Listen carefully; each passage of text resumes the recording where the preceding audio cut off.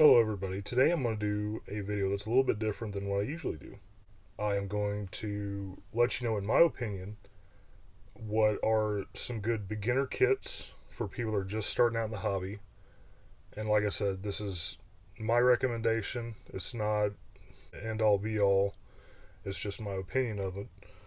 So sit back and look at these 5 different kits that I think are good choices for beginners. Alright, and these aren't in any different kind of order or anything. They're just my recommendations.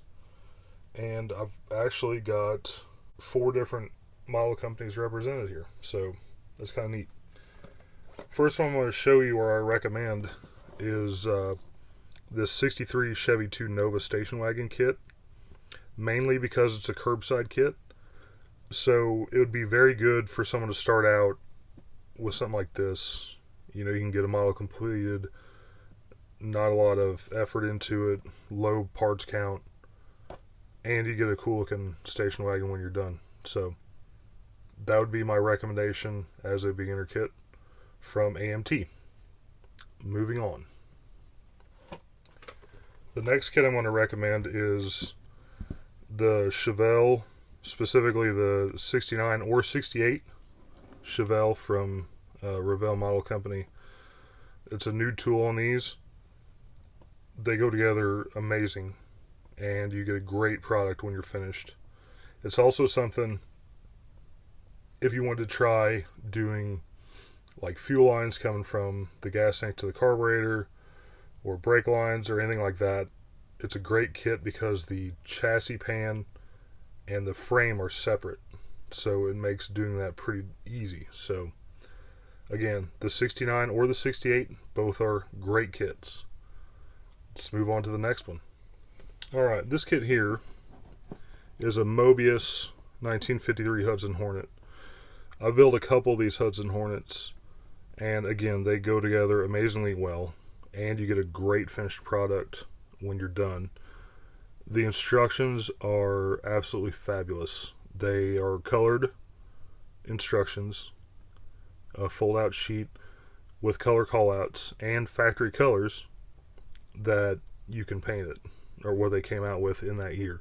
So it takes a lot of the research out of it as far as what you need to do. So again, great kit. Highly recommend this one. Let's go to the next kit. Alright, this next one is going to be kind of a blanket kit, I guess. Like there could be multiples of this. So any Japanese car from Tamiya, I feel it would be a good kit. Tamiya kits are great.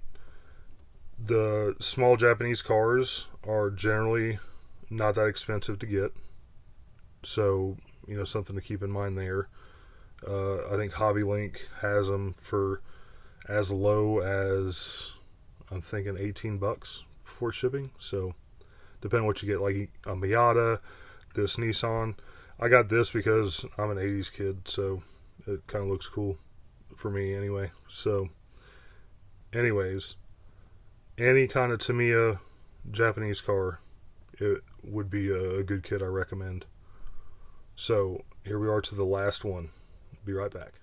Alright, this last kit is also kind of a general group of kits, and it's kind of a twofer here. So any Revell or Monogram stock car from the 80s or 90s.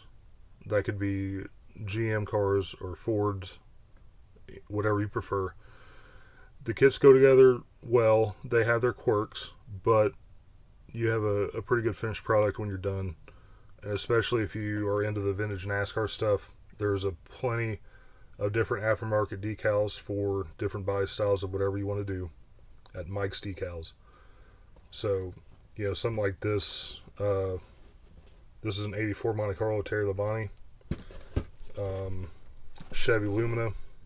They have a little bit better chassis on these than they do this one, but both are excellent. Excellent kits.